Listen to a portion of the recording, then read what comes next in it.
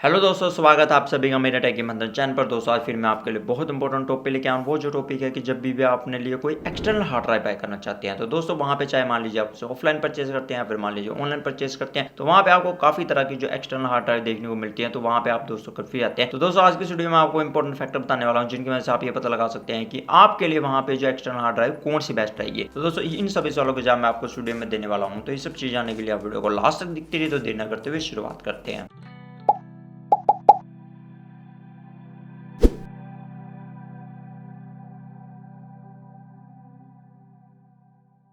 दोस्तों best external hard drive bye करने के लिए सबसे इंपॉर्टेंट फैक्टर होता है यहाँ पे स्टोरेज कैपेसिटी। मतलब आपको वहाँ पे देखना पड़ता है कि आपको कितने टेराबाइट की वहाँ पे जो स्टोरेज कैपेसिटी वाली जो एक्सटर्नल हार्ड ड्राइव चाहिए। वो डिपेंड करता है दोस्तों आपका वहाँ पे जो डाटा कितना आपने ट्रांसफर करना है, या फिर मान लीजिए एक जगह से दूसरी जगह पे आप जो डाटा लेके जाना चाहते हो कितने वहाँ पे जो जीबी का या फिर मान लीजिए टेराबाइट का। आप मान लीजिए कि वहाँ पे डेली पर्पज पे इस्तेमाल करते हैं, मान लीजिए डॉक्यूमेंट के लिए, या फिर मान लीजिए कि आपको मान लीजिए थोड़ी बहुत फोटो सेंड करनी है, या फिर मान लीजिए आपका काफी रॉ मटेरियल है, तो वहाँ पे आपको उस हिसाब से अपनी स्टोरेज कैपेसिटी देखनी होती है। जैसे मान लीजिए वीडियो एडिटर होते हैं या फिर मान लीजिए गेमिंग पर्पस के लिए कोई वहाँ पे जो अपनी सेटअप रखना चाहता है तो वहाँ पे उसको 11 टेराबाइट की एक्सटर्नल हार्ड ड्राइव बाय करनी चाहिए। तो वहाँ पे दोस्तों आपको सबसे पहले देखना है कि आपको कितने टेराबाइट की एक्सटर्नल हार्ड ड्राइव बाय करनी है। आपको 1 टीबी करनी है, 2 की करनी है, 4 की करनी है, 8 की करनी है, 10 की करनी है, 10 टेराबाइट से ऊपर की आपको जो एक्सटर्नल हार्ड ड्राइव बाय करनी है। तो सबसे पहले तो स्टोरेज कैपेसिटी आपको देखनी जरूरी होती है। उसके बाद दोस्तों जो हमारा अगला फैक्टर आता है वो आता है यहाँ पे प्राइस का। ये भी दोस्तों बहुत इंपॉर्टेंट फैक्टर है। ये इस करके इंपॉर्टेंट है क्योंकि यहाँ पे दोस्तों कहता है कि अगर मान लीजिए आप एक्सटर्नल हार्ड ड्राइव को 1 टेराबाइट के बाय करेंगे तो उसका प्राइस थोड़ा ज्यादा होगा। 2 की करेंगे मतलब अगर मान लीजिए तो वहां पे इसका प्राइस कम होगा। ऐसे मान लीजिए 4 टेराबाइट की करेंगे मतलब वहां पे उसका जो प्राइस कम होगा। मतलब पर टेराबाइट में आपको वहां पे प्राइस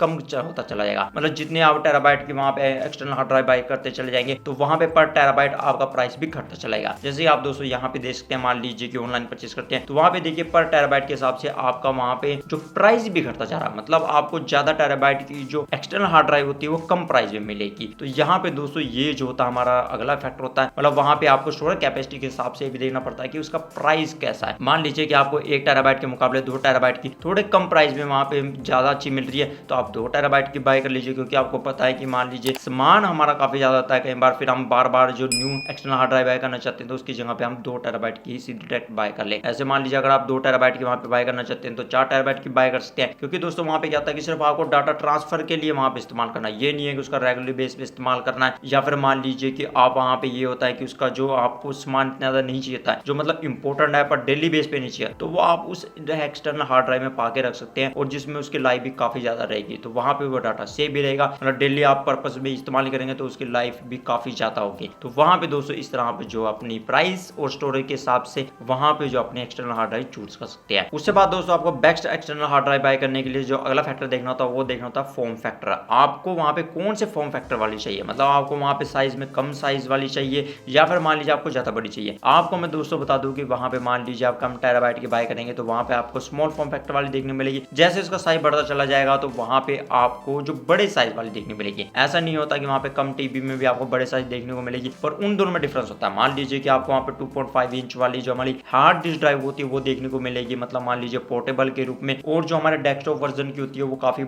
साइज में बड़ी होती है। मतलब वो क्या होता है कि वो थोड़ी भारी भी होती है और उनको वहां पे डेस्कटॉप में अगर आपको इस्तेमाल करना है, एक ही जगह पे इस्तेमाल करना तो उसके लिए बेस्ट होती है। और जो हमारी पोर्टेबल होती है मतलब साइज में थोड़ी छोटी होती है वो आप कैरी करके इधर उधर ले जा सकते हैं। और दोस्तों यहाँ पे जो हमारे फॉर्म फैक्टर के साथ एक और चीज जुड़ी होती है वो जुड़ी होती है यहाँ पे पावर सप्लाई। मतलब क्या होता है कि जितने भी हमारे जो पोर्टेबल जो हार्ड डिस्क ड्राइव होती है, मतलब जो मिनी साइज वाली होती है, उनमें आपको पावर रिक्वायरमेंट की जरूरत नहीं है। मतलब मान लीजिए कि आप अपने डेस्कटॉप के साथ या फिर लैपटॉप के साथ जोड़ेंगे तो उसे सीधे पावर ही मिल जाएगी। और कई जो हमारी जो जैसे मान लीजिए डेस्कटॉप वर्जन वाली होती है, मतलब जो टावर टाइप होती है, तो वहां पे क्या होता है उनको हमें पावर सप्लाई देनी पड़ती है। मतलब उस वहां पे उस अडेप्टर होता है उसका और उसे हमें पावर सप्लाई देनी पड़ती है। मतलब यानी कि हमारे वहां पे जो उसे डीसी इन देना पड़ता है। तो वहां पे दोस्तों उसकी वजह से वो चलती है। तो वहां पे दोस्तों आपको ध्यान रखना है कि आप ये ना हो कि मान लीजिए पोर्टेबल के रूप में इस्तेमाल करें फिर आपको वहां पे जो उसका अडेप्टर भी होता है वो भी कैरी करना पड़ेगा। तो दोस्तों यहाँ पे आपको जरूर ध्यान देना है फॉर्म फैक्टर के साथ कि वहां पे आपको पोर्टेबल वाली इस्तेमाल करनी है। मान लीजिए कि इधर से उधर लेके जानी है तो वहां पे उसके लिए अडेप्टर की जरूरत नहीं है। अगर मान लीजिए आप डेस्कटॉप वर्जन वाली वहां पे कोई भी पोर्टेबल पोर्टेबल जो अपनी एक्सटर्नल हार्ड ड्राइव बाय करते हैं तो वहां पे उसके लिए अडेप्टर मिलता है। मतलब वहां पे फिर आपको वो अडेप्टर भी कैरी करना पड़ेगा ताकि वहां पे आपकी जो एक्सटर्नल हार्ड ड्राइव चल पड़े। अगर दोस्तों मान लीजिए कि बाई चांस आपका अडेप्टर भूल गए तो फिर क्या होगा कि मान लीजिए आप ले भी जाएंगे तो वहां पे वो नहीं चलेगी जब तक आपके पास अडेप्टर नहीं होगा। तो दोस्तों आपको जरूर ध्यान देना है कि डेस्कटॉप वर्जन वाली जितनी भी हमारी होती है ज्यादातर उसमें आपका जो पावर अडेप्टर लगता है, और यहाँ पे जितनी भी हमारी पोर्टेबल होती है जो मिनी होती है उनमें आपका जो पावर अडेप्टर नहीं लगता है। उसके बाद दोस्तों हमारा जो अगला इंपॉर्टेंट फैक्टर होता है स्पीड का। यहाँ पे दोस्तों क्या होता है कि जितनी भी हमारी जो एक्सटर्नल हार्ड ड्राइव होती है उनकी सबकी रीड और राइट स्पीड होती है। तो वहां पे दोस्तों जितनी भी हमारी जो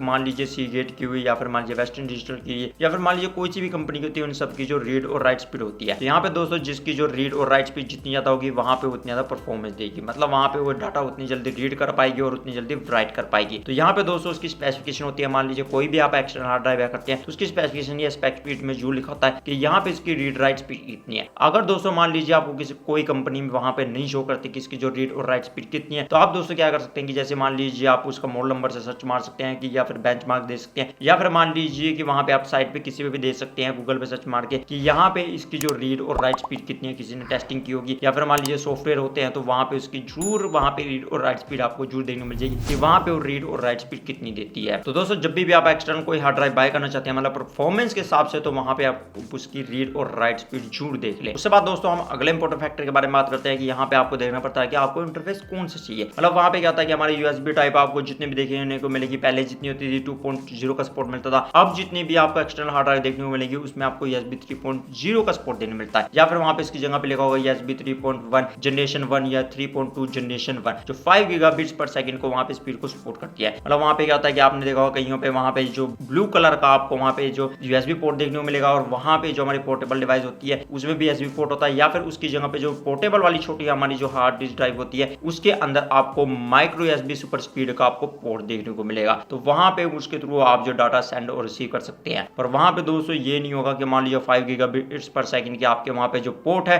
तो वो उतनी स्पीड देगा। वहां पे उसकी स्पीड बहुत ही कम होती है। मतलब वहां पे आपको इतनी स्पीड नहीं देखने मिलती हार्ड डिस्क ड्राइव की। यहाँ पे दोस्तों सॉलिड स्टेट ड्राइव होती है उसकी जो स्पीड आपको काफी देखने मिलती है, पर हार्ड डिस्क ड्राइव की स्पीड आपको इतनी ज्यादा नहीं देखने को मिलती। चाहे मान लीजिए आपको पोर्ट स्पीड वहां पे काफी देखने मिलती है, कनेक्टिविटी है कंपैटिबल वो हाई पोर्ट के है, पर वहां पे आपको इतनी ज्यादा स्पीड नहीं देखने मिलती। वो आप जो उसकी रीड और राइट स्पीड होती है वो आप इसकी स्पेक शीट में या फिर मान लीजिए स्पेसिफिकेशन में दे सकते हैं। या फिर मान लीजिए आपको नहीं मिलती तो आप वहां पे ऑनलाइन सर्च कर सकते हैं, मतलब किसी साइट पे आपको जरूर मिल जाएगी। या फिर मान लीजिए आपके कहीं एक्सटर्नल हार्ड डिस्क ड्राइव होती है वहां पे आपको USB 3.1 जनरेशन 2 या फिर मान लीजिए USB 3.2 जनरेशन 2 का सपोर्ट देखने मिलेगा। वहां पे 10 गीगाबिट्स पर सेकंड होती है, पर अभी तक ज्यादातर आपको इतने मॉडल नहीं देखने मिलेंगे, वो आपको SSD में देखने को मिलेंगे, मतलब जो आपको इस पोर्ट के साथ मिलते हैं। इसी तरह आपको USB पोर्ट C जो हमारा होता है मतलब 10 गीगाबिट्स पर सेकंड या 20 गीगाबिट्स पर सेकंड वाला, या फिर मान लीजिए थंडरबोल्ट पोर्ट होता है, वो आपको ज्यादातर जितनी भी हमारे एक्सटर्नल जो ड्राइव होती है वो आपको सॉलिड स्टेट ड्राइव में देखने को मिलेगी, आपको हार्ड डिस्क ड्राइव में नहीं देखने को मिलेगी। तो यहाँ पे दोस्तों आपको ज्यादातर जितनी भी हमारी हार्ड डिस्क ड्राइव होती है 3.1 जनरेशन 1 3.2 जनरेशन 1 वाली 5 गीगाबिट पर सेकंड वाले पोर्ट अब जो देखने को मिलेंगे जो अभी फिलहाल चल रहे हैं, तो उनमें ही आपको ज्यादातर वो देखने को मिलेंगी। आने वाले टाइम में तो शायद दोस्तों वहां पे आप जो हमारे लेटेस्ट जो USB पोर्ट होते हैं या फिर मान लीजिए USB टाइप C या थंडरबोल्ट में भी आप वहां पे जो एक्सटर्नल हार्ड ड्राइव दे सकते हैं, पर फिलहाल के लिए आपको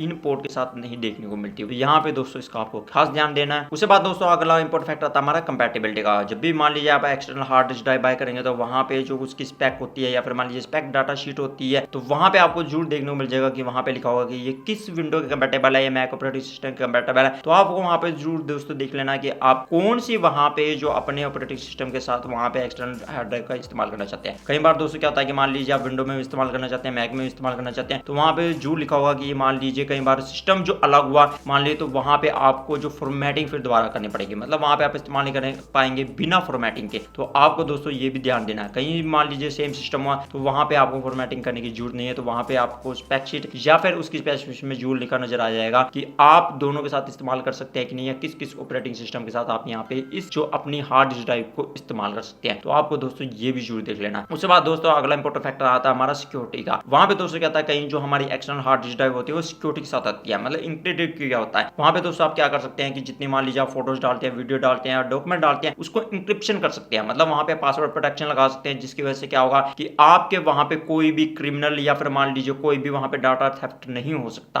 तो वहां पे दोस्तों आपको जब भी external hard disk drive bye करनी है तो वहां पे आपको जरूर देख लेना है, या फिर उसकी स्पेक शीट में या फिर स्पेसिफिकेशन में कि यहाँ पे ये जो है इंक्रिप्टेड मतलब सॉफ्टवेयर एनक्रिप्टेड या फिर मान लीजिए कि वहां पे वो जो है सिक्योरिटी वाइज सही है कि नहीं, मतलब वहां पे उसमें पासवर्ड प्रोटेक्शन का आपको सपोर्ट मिलता है कि नहीं। तो वहां पे दोस्तों जरूर आप ये देख ले कि वहां पे आपको चीज मिलती है कि नहीं। वहां पे इसकी स्पेसिफिकेशन या स्पेक शीट में जो लिखा होगा कि इसमें आपको वो ऑप्शन मिलता है कि नहीं। तो वहां पे दोस्तों आप इस चीज का खास ध्यान रखिए। उसके बाद दोस्तों अगला इंपॉर्टेंट फैक्टर आता है वहां पे बिल्ड क्वालिटी का, मतलब आपको वहां पे बिल्ड क्वालिटी कैसी चाहिए। कहीं आपने देखा होगा एक्सटर्नल हार्ड ड्राइव होती है वो सिर्फ अकेली प्लास्टिक की होती है, कहीं में आपने देखा होगा कि वहां पे उसमें जो प्लास्टिक प्लस वहां पे जो रबड़ ऊपर चढ़ी होती है, मतलब रबड़ की कोटिंग सी होती है, या फिर मान लीजिए कहीं में आपने देखा होगा कि मेटल टाइप होती है, मतलब मेटल लगी वो उसकी जो केस होता है। तो आपको दोस्तों देख लेना कि आपको वहां पे बजट के हिसाब से कौन सी बेस्ट मिल रही है। मतलब यहाँ पे जो हमारी रबड़ प्लस जो प्लास्टिक वाली होती है वो काफी अच्छी होती है, मान लीजिए थोड़ी बहुत गिरे तो वहां पे शॉक रेजिस्टेंस रबड़ की वजह से आती है, या फिर मान लीजिए मेटल वाली आप ले सकते हैं कि वहां पे उसके ही एक्सचेंज अच्छे तरीके से होगा, या फिर मान लीजिए उसकी मेटल की बॉडी सॉलिड हुई